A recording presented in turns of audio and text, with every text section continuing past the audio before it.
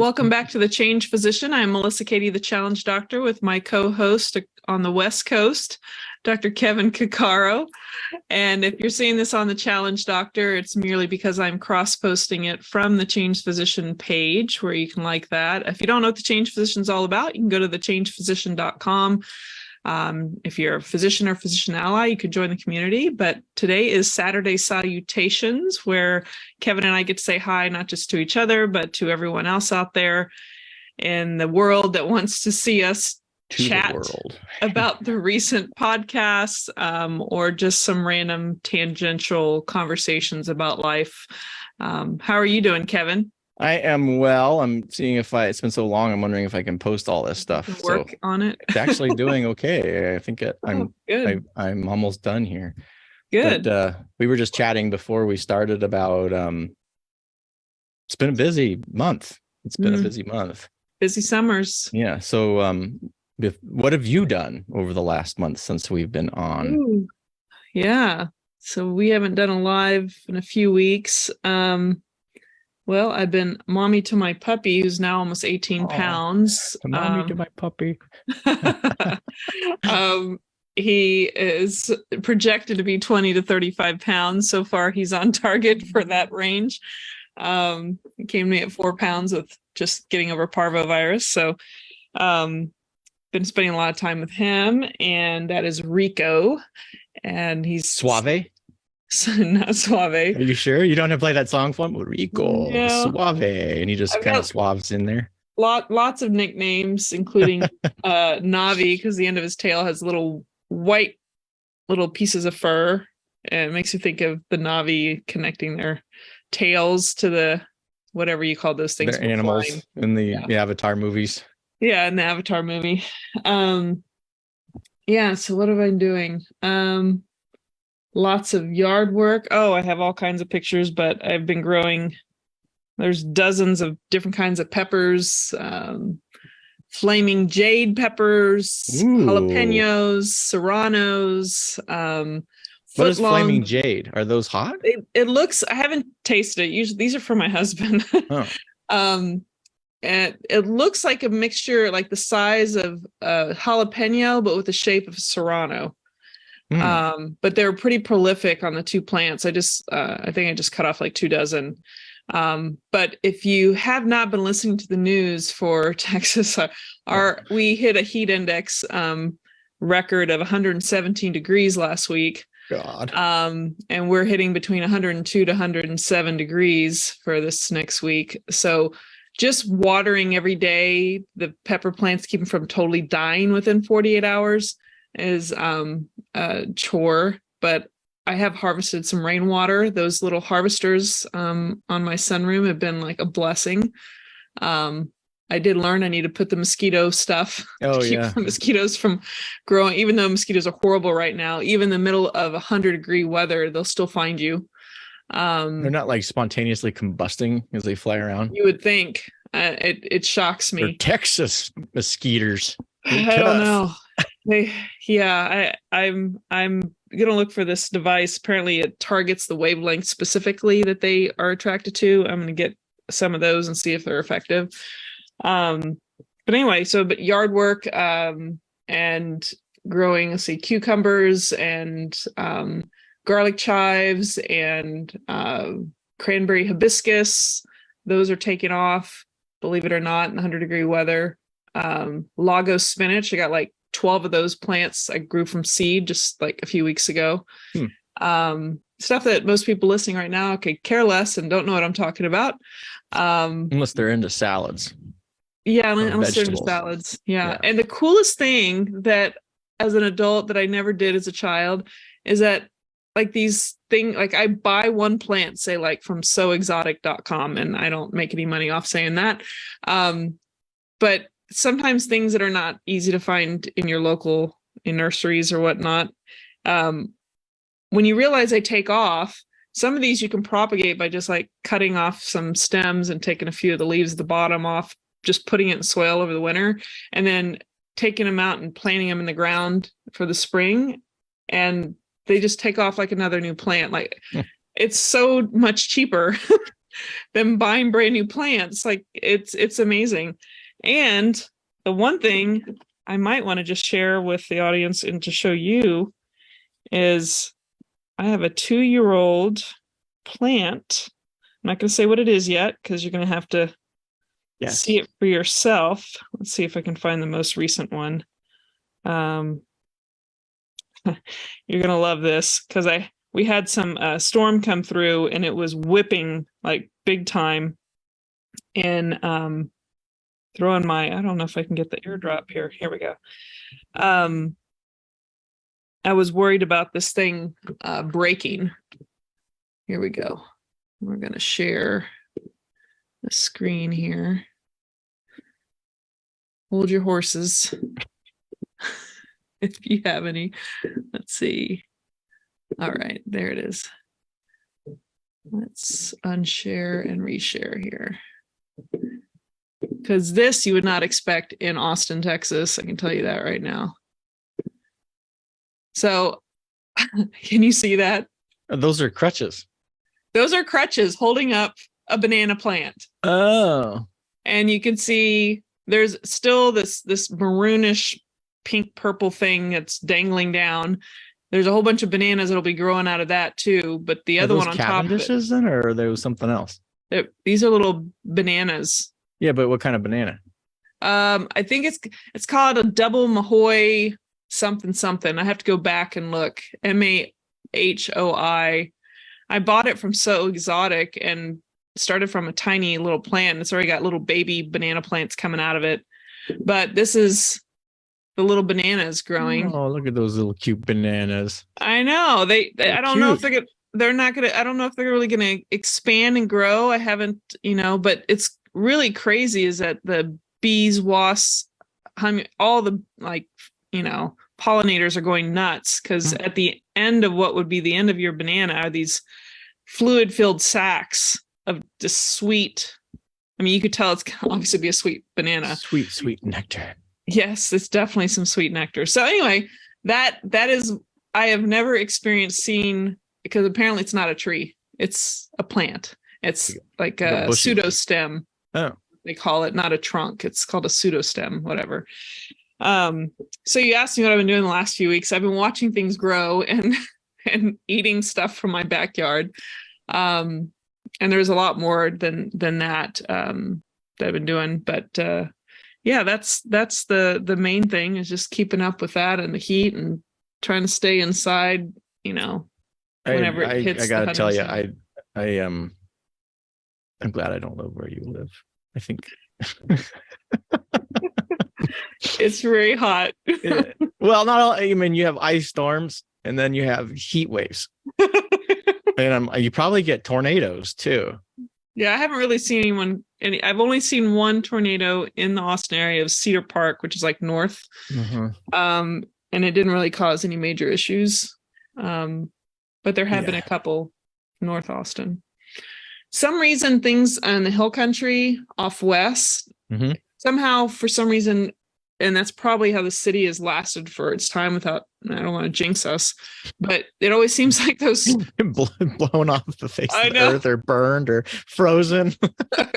It's like, it literally has like, it phases out a lot of times before it gets to where we live.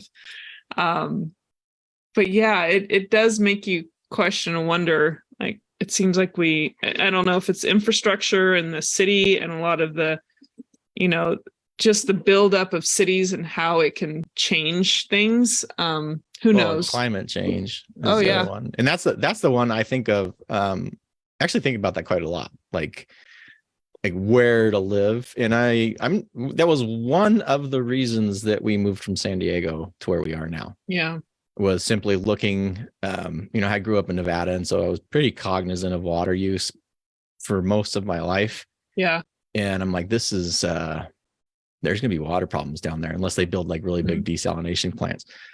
And then just if there's a disaster, it's, so there's like maps you can see where they have like the projected changes and how the weather, all of it is projected because you can't know anything for sure, but they're pretty good. Yeah. And it is interesting to see what areas I think they had it labeled like there was black areas, and those of you didn't want to live in the black areas because those were like catastrophic weather events happening, Yeah. And it's just interesting, and definitely our weather has changed. Yeah, but we haven't had the massive extremes, I don't think, as much as anywhere else I'm very happy to where we are. We have a risk of a big earthquake. Yeah, we do have the fires. West Coast. Oh, yeah.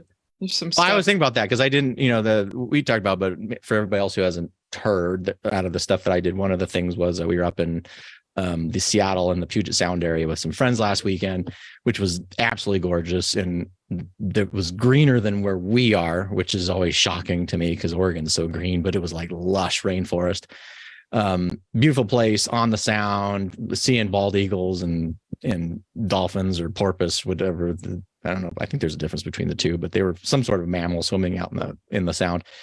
But I thought about that, like, if you're at these places and then you think about catastrophic earthquake or catastrophic event, like how long do you have to be self-sufficient in an area like that where you're on the Sound? I'm thinking water supply issues. I'm thinking, the access because all the bridges and all the little roads you have to think about. So, I don't know. I am more and more happy with our geographic locale of where we are.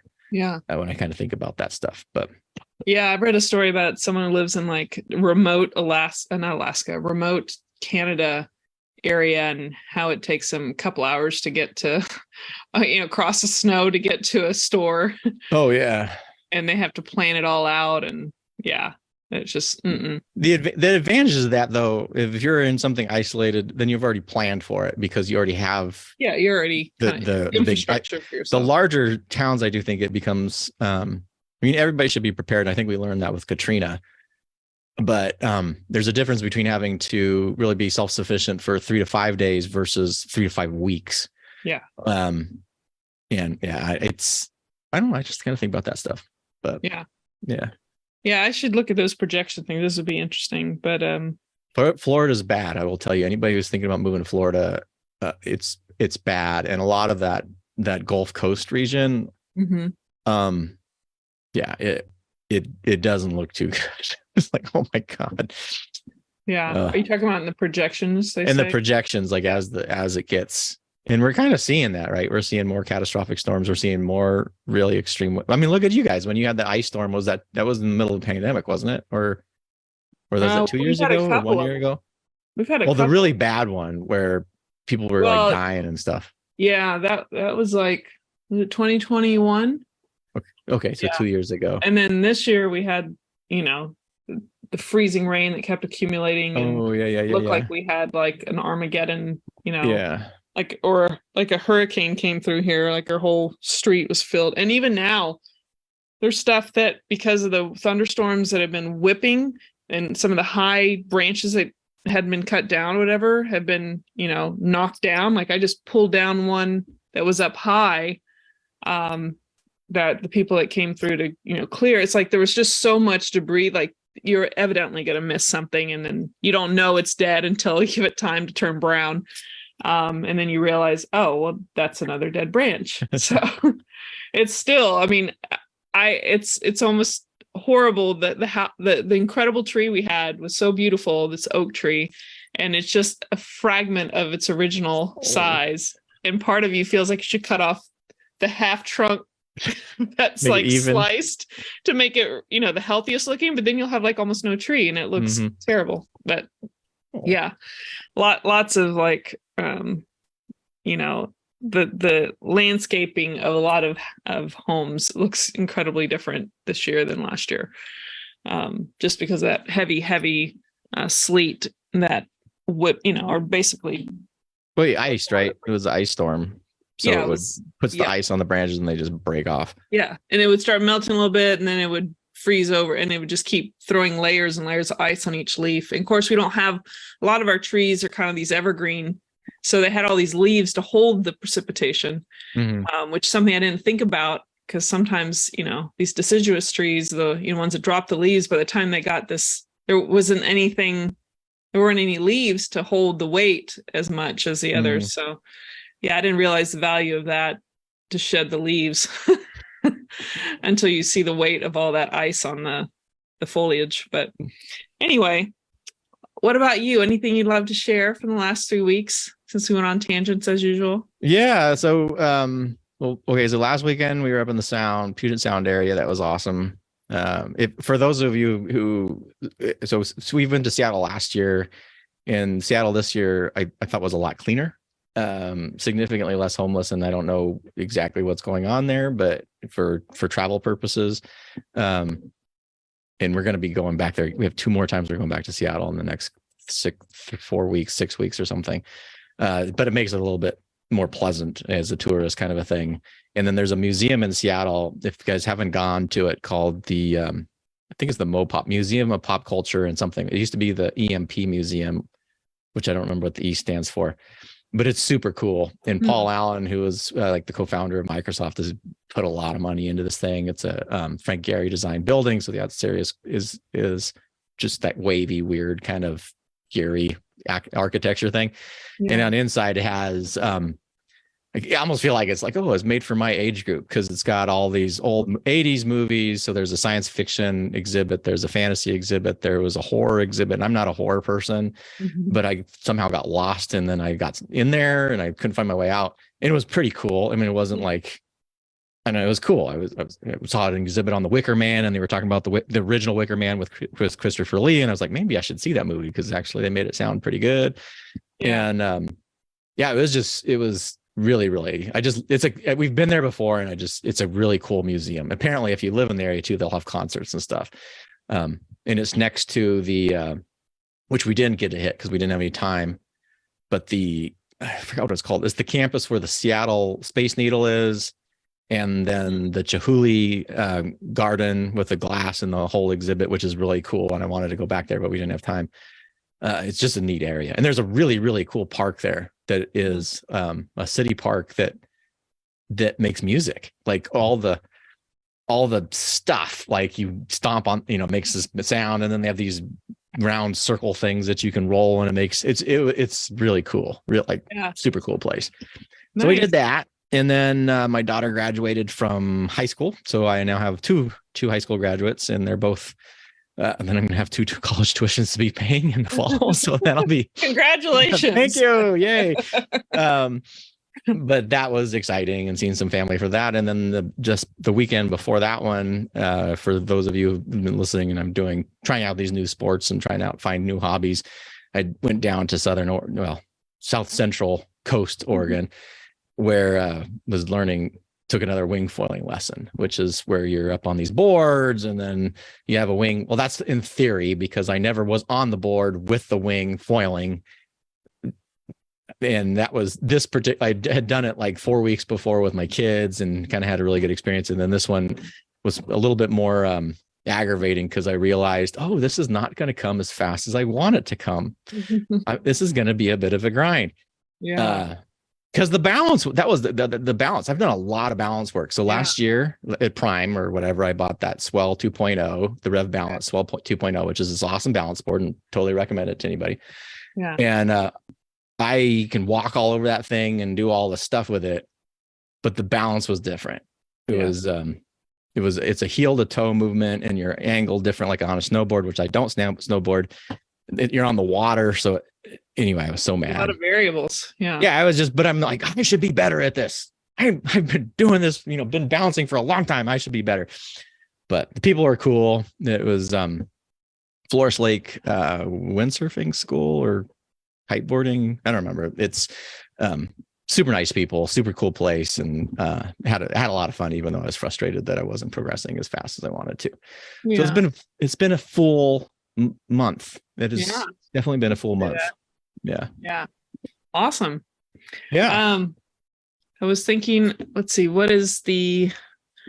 so we're kind of doing a light phase of the podcast during the summertime, and probably hitting a hard summer break during August. But today is the 24th. Let's see. So basically we did a whole bunch of Thursday throwbacks. From, we'll just say June 1st, we had Giovanni Rondo, internist to direct primary care on the go. And then the following week, Dr. Colin Zhu, the chef doc. And then the following week, Dr. Eric Tate on why personal development is valuable to physicians. And then this past week, the original session or interview with Acacia and Billy Caterly, over 30 years into retirement. And this coming week is a Thursday throwback of Physician on Fire, Dr. Leaf Daleen. How do you say his last name? Daleen? This sounds horrible, but every time I hear Leaf, the first thing to think of is Erickson. And I know it's not Erickson, so I can't remember. I just think Leaf. I don't think it was last name. Every time I hear Leaf Erickson, but it is not Leaf Erickson. Yeah. And cool guy, but definitely and he might have some Viking blood, but I don't think he has Viking. I'll have to ask him. Do you have any Viking in you, Leaf?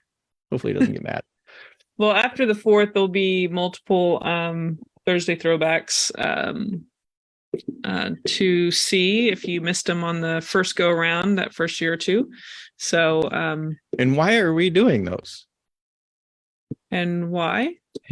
Well, I just because we're basically taking a somewhat of a summer break without taking a summer break for people who wonder what we're doing.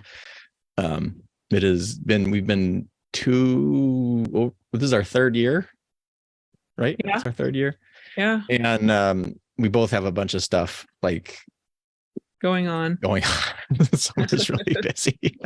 We want to keep some content flowing, but we want to take some time for ourselves, which is, I think, healthy. And then I think what we'll do is probably just not worry about doing the Thursday throwbacks so that the administrative side of things can really have a true summer break. So, and then that's Melissa, by the way, the administrative side of things. She's like, she's like the master of that. So put out there. She deserves a break. Yeah, we're going to allow that. We'll figure out how we like things to roll thereafter, but I'm just speaking of admin, making a correction on something. Well, and we may end up going to a single episode per week because we did 2 and then we were adding the throwbacks in, still making 2. I think at some point it might make sense to do 1. And part of it is if you have someone who just started listening, you want to have, you have enough stuff that they can listen to if they hear a couple. Go back. And go back and see it. And the other part is I think a lot of our older episodes get lost because of we have a weird app that is me, the non-tech person, uses, and only I think it keeps 100 episodes in iTunes. And unless you actually go to the actual app, which is Soundwise, I think you won't see all of them. Yeah, so unless you go to YouTube. And YouTube. And YouTube is probably the better place anyway. Yeah. And I'll talk to you. There's something about YouTube and a podcasting. You can podcast through YouTube now. Yeah. So, I don't know how that actually does that. Because the one bad thing about YouTube, which I don't like, is their playlists. I think as a user, it's not very good because they're always trying to stick other people's videos. If you can't just I feel like you can't just throw a playlist on without them trying to screw it up, like putting the stuff in not in the right order that the playlist is, or adding in some rando weird video that they're like, oh, we're on I don't know. So it is a little annoying. I'm hoping maybe their podcasting platform thing goes better. Yeah. Well, go ahead. Well, since we were just chatting on this, I guess, I'll just chat to you offline about it. It was more like the future of the podcast and future episodes and stuff like that. So yeah, well, we could probably do that after the break too. We can, and we may do it. May do it as an episode, but if we're doing that as an episode, we should probably have it as it titled as an episode rather than getting lost in a Thursday or in a Saturday Salutations, which may not read, may not look at or listen to because they think, oh, we're just talking about random stuff because we're just talking about random stuff on Saturday Salutations. Yeah. But you should listen to them, and you should give us feedback and tell us what you want to listen to, and whatever feedback you got, like what are cool things that are going on in your lives, It's very interesting. Well, before you take us out, if anyone's still listening, if you have any suggestions on where you think are the best places to share or to donate items such as clothing, shoes, bags, purses, all that kind of stuff. I just did a clean out of my closet, which was way overdue. And so that was part of what I've done this past week. But I've got some ideas. But if anyone wants to send in a message or put in a little comment of their favorite place, that would be helpful to me. But I got two I can just give you right now. Okay, go for it. One of them is FISH, Friends in Service Helping, which I think is a Christian organization. Okay. And my mom thinks that they're only local, but I'm virtually positive that they're a national thing because we have a FISH in Albany. But she loves them because they do, and we're not Christian, but they do a lot for the community, and particularly where she is, they're actually using these proceeds and almost putting little centers together where there's housing and then they have services there and they're getting people back on their feet and job training. So that was one, just from what she's been telling me, is a good one. And then we do one called Vina Moses, which I think that's also a national one. And I don't remember exactly what they do. I think maybe again, they're targeting the proceeds for a certain population and their nonprofit. The easiest one is always Goodwill, and Goodwill is not, it's a good place to get rid of your stuff, but it's not necessarily you're not promoting goodness by doing that per se. Yeah. Even though kids go to Goodwill. Yeah. I was looking for maybe a women's shelter or something like that. I think our Vina Moses is involved with a women's shelter. I think. How do you spell that? I think it's just VINOMOSES. Oh, okay. It's one word. Yeah. Okay. No, two words. Vina Moses. Okay. Cool. Well, any last thoughts, or do you want to just take us out? No, we'll take us out, I guess. So thank you all for joining us today. It's good to be back here again for another Saturday Salutations. We'll be a little bit hit or miss. I think we'll be here again next week, though, for sure. So stay tuned and you can join us live at that time. Otherwise, you'll just catch us on the recording. As always, you can join the community at thechangedphysician.com. And until next time, stay well. Take care.